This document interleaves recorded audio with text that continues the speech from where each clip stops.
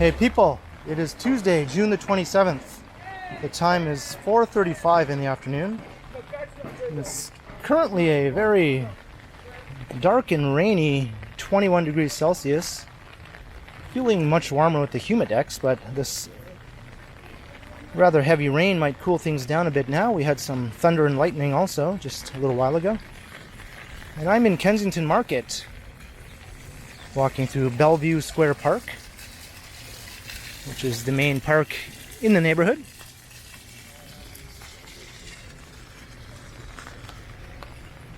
And I'm going to be walking through part of Kensington and making my way through part of Chinatown. But I think what I'm going to do is I'm going to walk through some alleyways that I've never walked through before on the channel. Both neighborhoods are filled with interesting alleyways.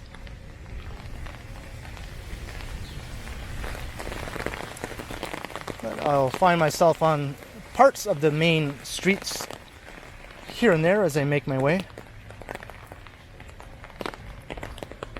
So you'll see some familiar areas, but probably some brand new areas as well.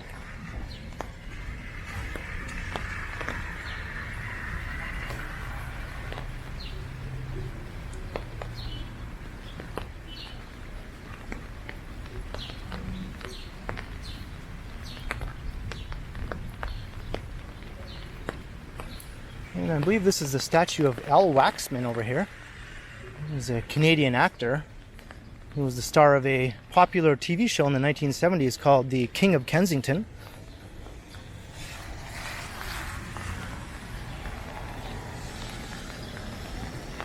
I actually watched that show on TV when I was a kid. Usually with my grandparents, they were fans of the show.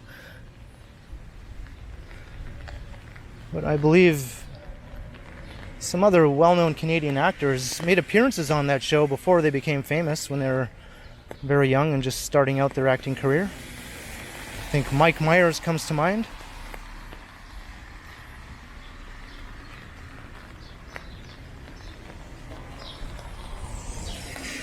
So this is Bellevue Avenue. It's one of the residential streets in Kensington Market.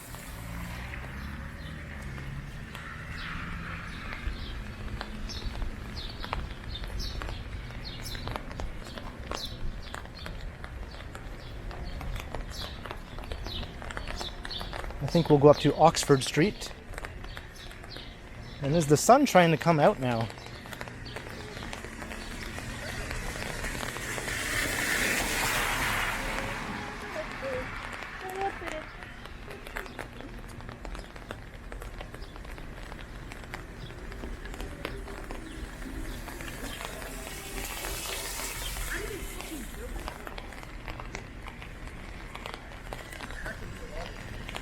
That's what makes it interesting.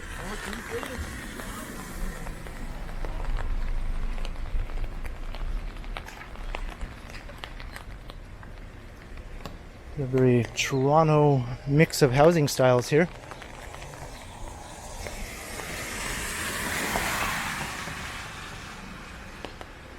Toronto's housing vernacular can't be really pinned down all that easily, unlike some other cities. It has a little bit of everything, oftentimes all crammed onto one single block.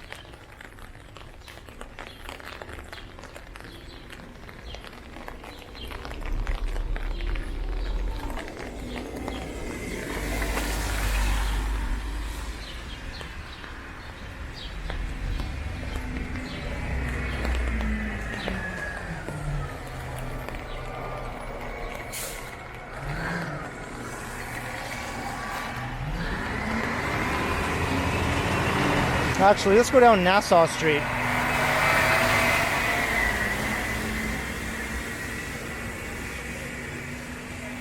Nassau is more interesting than Oxford.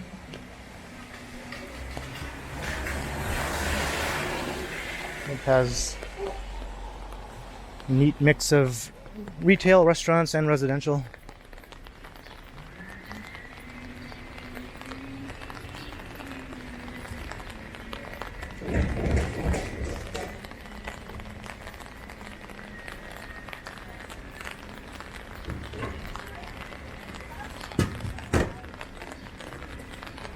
also has Paul's Boutique. And Ronnie's. And Aussie's. Don't you just want to hang out at all these places with Paul and Ronnie and Aussie?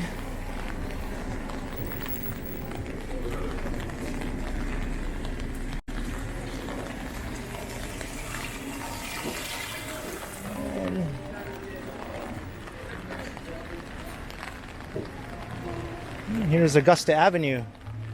This is one of the main streets of the neighborhood. We'll take it straight down to Dundas.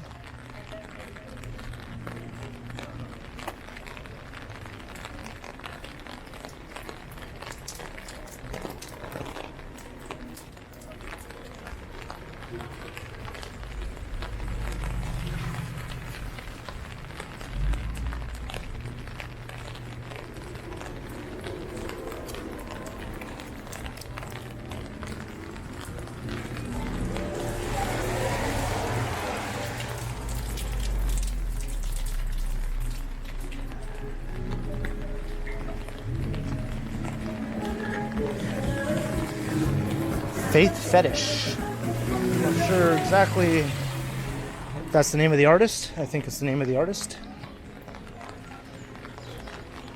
Let's look down Baldwin Street. I just did a walk along Baldwin Street.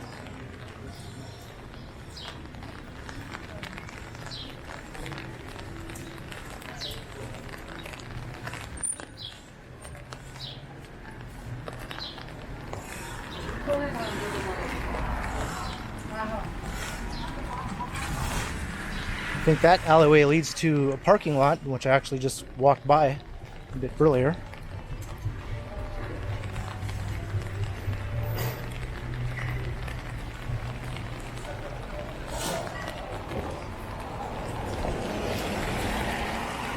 And we're about to pass by the park where I began the video.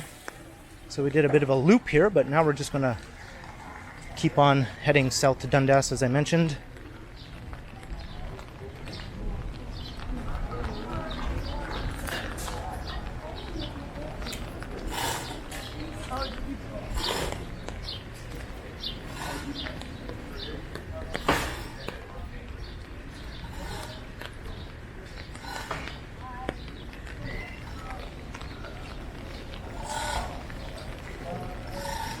It's very sticky and humid right now.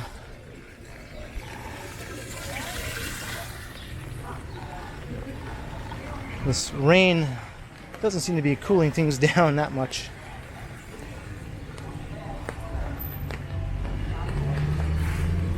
And here's some pretty cool looking art made out of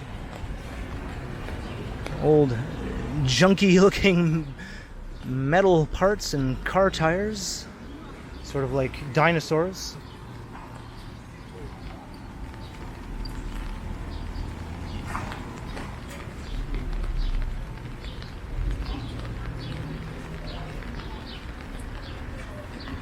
I guess you could call them junkosaurs.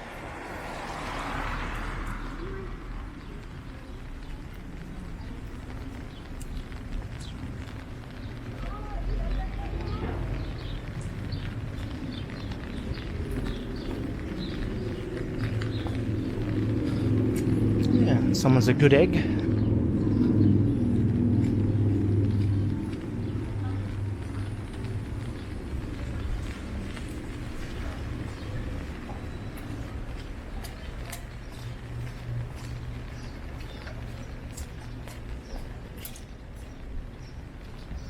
And the rain has gotten very light now.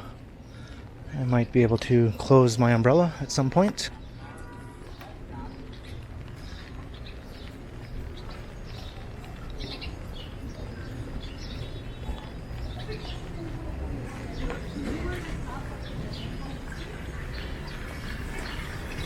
And here we are at Dundas Street West.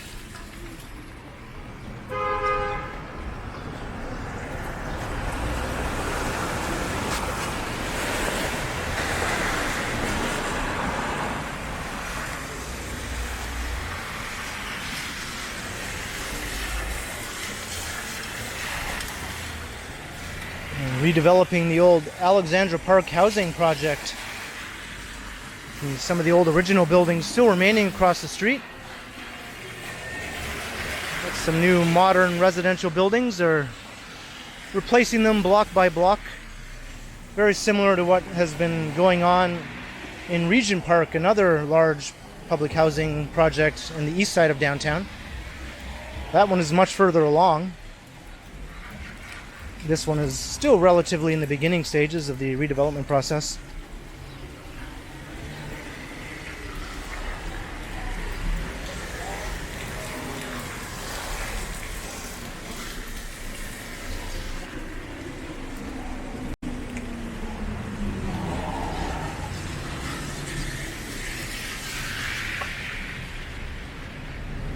Here's where Kensington Market and Chinatown sort of blend together here on this section of Dundas.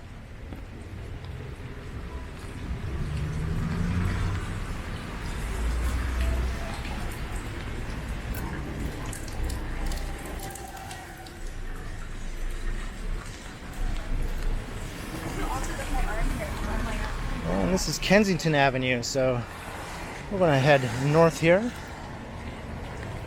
Back up into Kensington, but not for very far.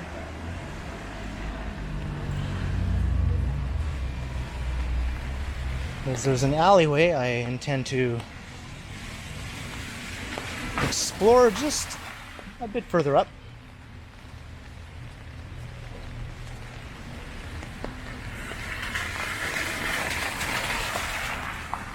See, all these old Victorian townhouses have all been converted into vintage clothing stores. It has a very funky sort of 1960s vibe and feel to it.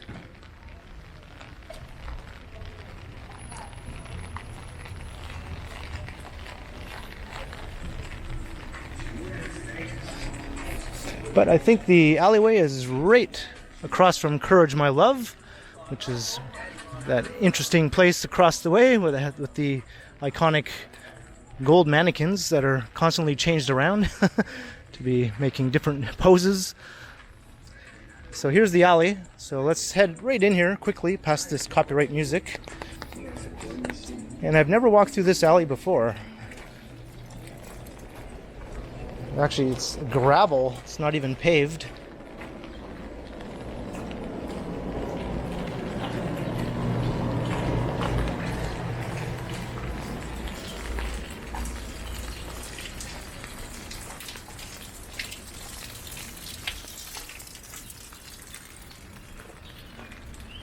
And that's the back of a building that's fronting on to Spadina Avenue.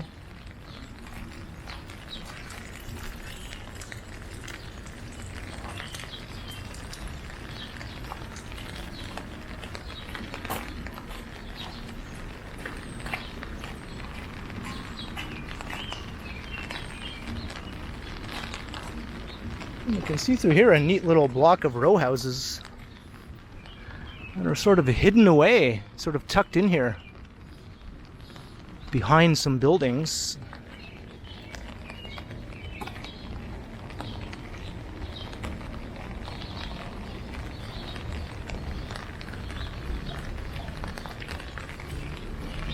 Let's actually check those out.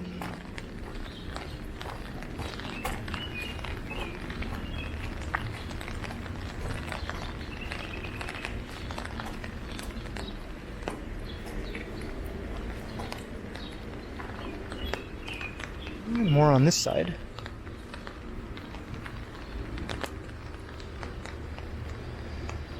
This would be a pretty cool place to live.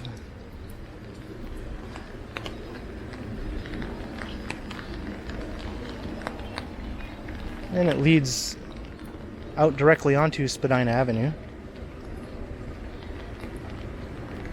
Well, let's just take it right over to Spadina.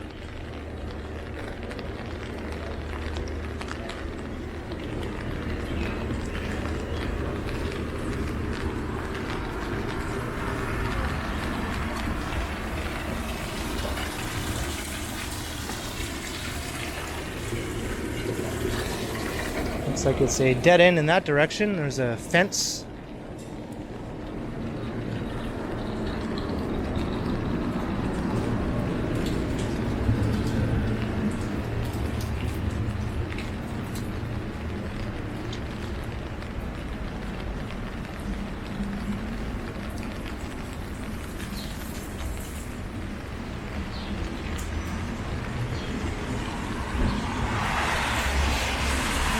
Spadina.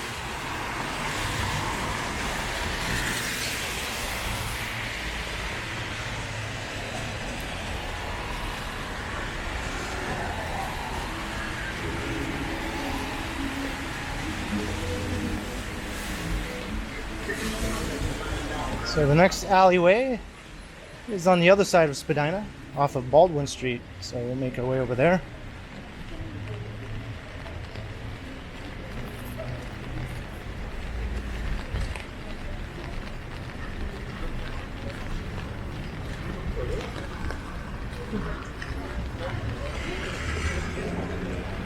There's St. Andrew.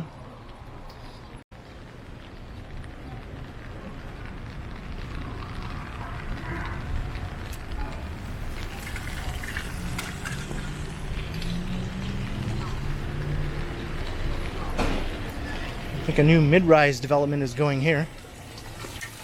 We demolished a pretty unremarkable old two-story building.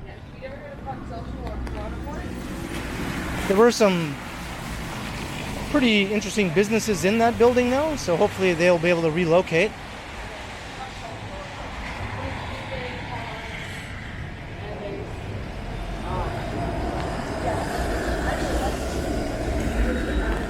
This is pretty cool. Unfortunately, I don't have any change.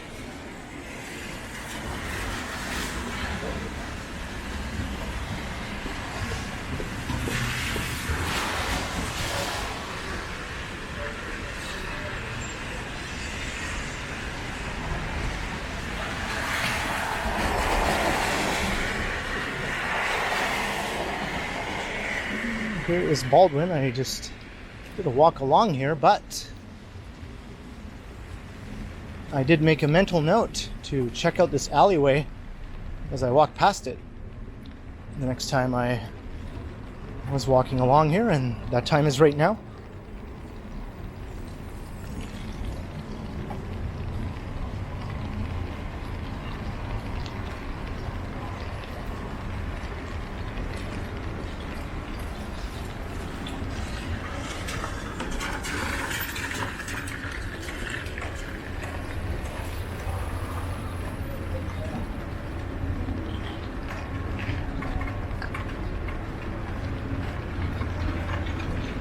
And we'll get another look at this construction site from a better angle.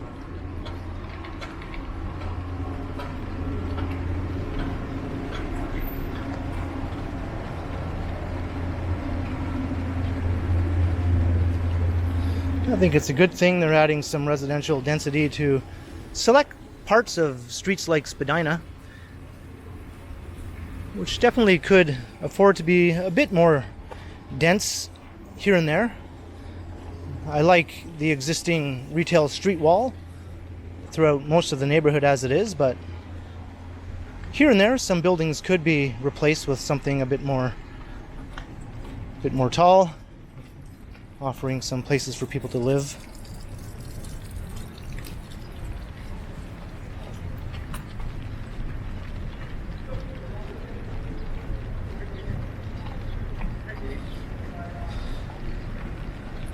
The way I see it, if you knock down all of the old storefronts along Spadina Avenue and replace them with mid-rise housing, all of the restaurants and businesses would most likely disappear and never really come back, and that would be the end of Chinatown, more or less.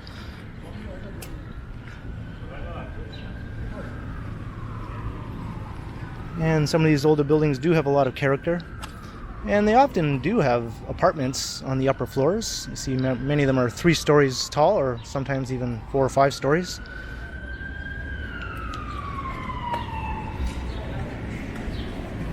I think most of them are pretty good as they are, even if they are a bit run down looking.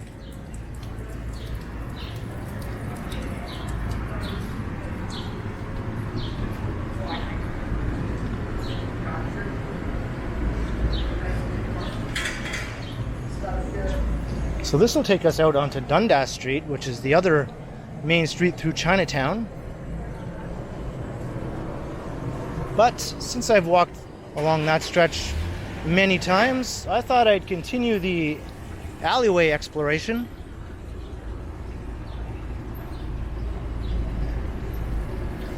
We'll walk along behind the storefronts here, heading east.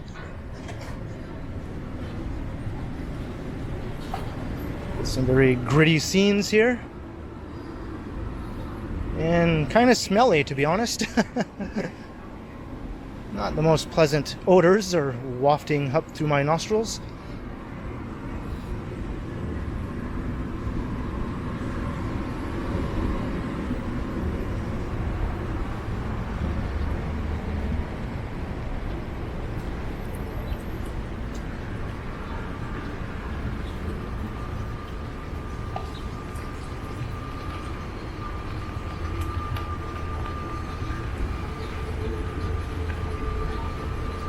I like how some of the buildings are just completely covered with graffiti. You can see the top of the CN Tower popping up in the background.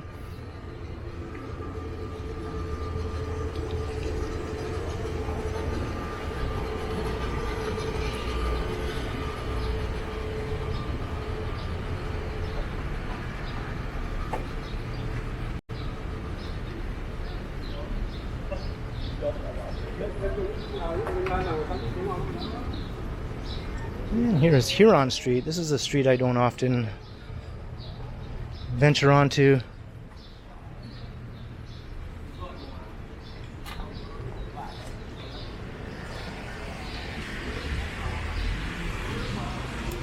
There's Dundas again right over there.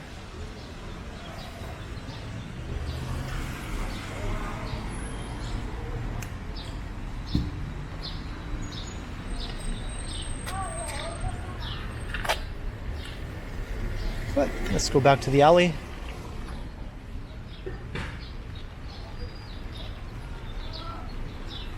There's actually a surprising number of restaurants here along Huron Street. I wonder if they often get overlooked, as people don't often leave Dundas itself.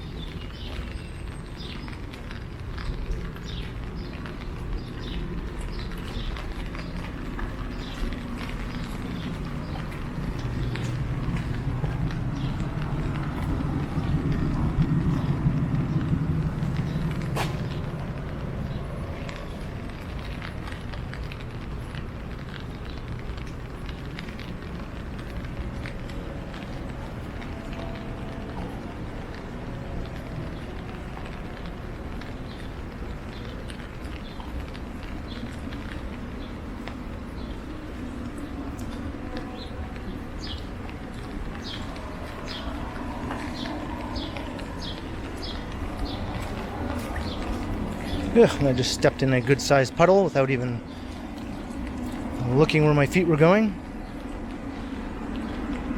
So busy just looking around at all the new sights here in the alley.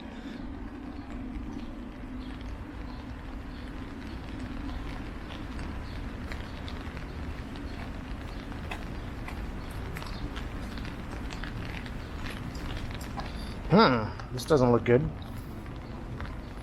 It's like oil has been leaking out of this garage here.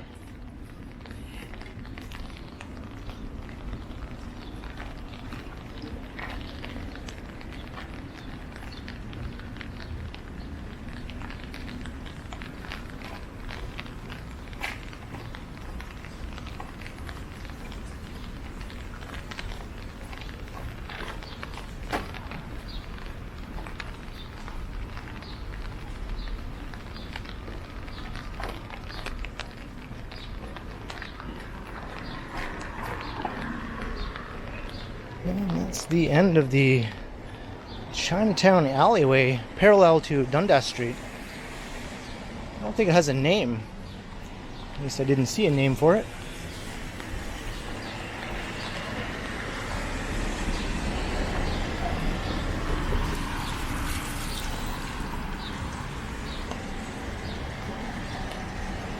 This is Beverly Street. I recently did a walk along the full length of this street. One of the more beautiful strolls, walking north-south across downtown. But I'm going to pop onto Darcy Street over here.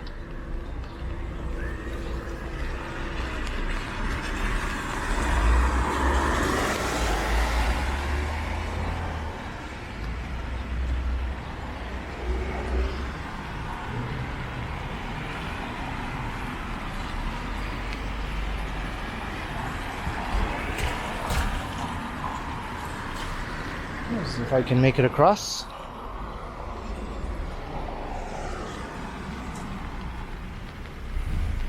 All right.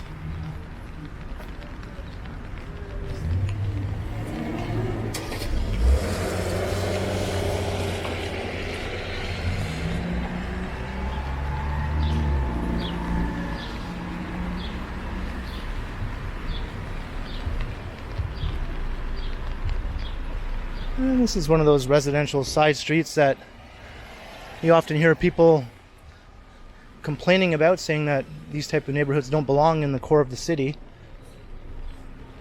They're often incorrectly perceived as being single-family home neighborhoods when they're actually not. They're usually townhomes and row houses, semi-detached, all that sort of thing.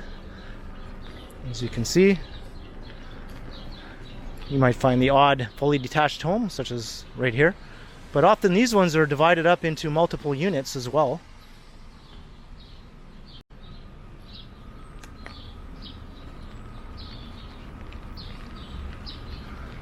I think these areas have a lot of character, and I'd hate to see them just leveled to make way for some blocky, uninteresting looking low-rise or mid-rise apartment blocks. Like I said earlier, I see nothing wrong with densifying select spots here and there where it's appropriate. Old Toronto is actually very dense by North American standards as it is. Before amalgamation, the old city of Toronto was second only to New York City in terms of population density in a municipality.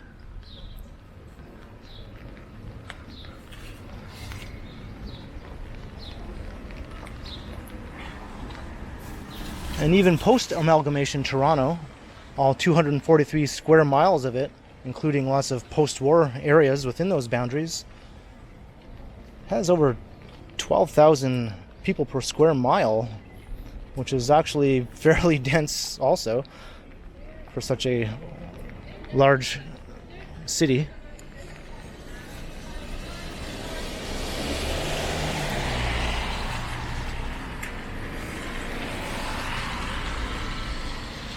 I love to see new buildings rising all over the city, so you won't ever hear me complaining about that.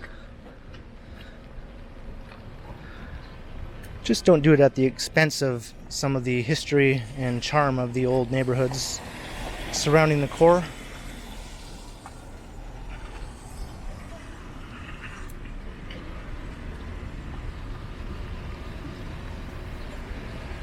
So we are at McCall Street.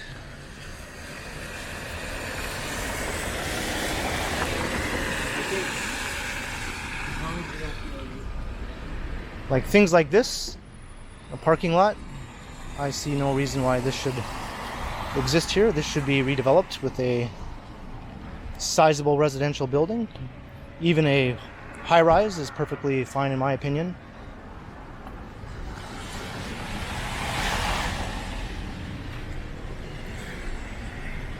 I don't think if you're living in the core of Toronto, you should complain if a high-rise development is proposed right beside your property.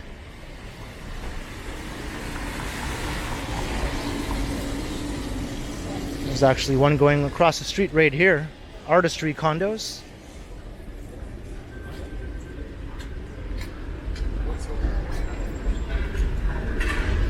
can see more rising behind.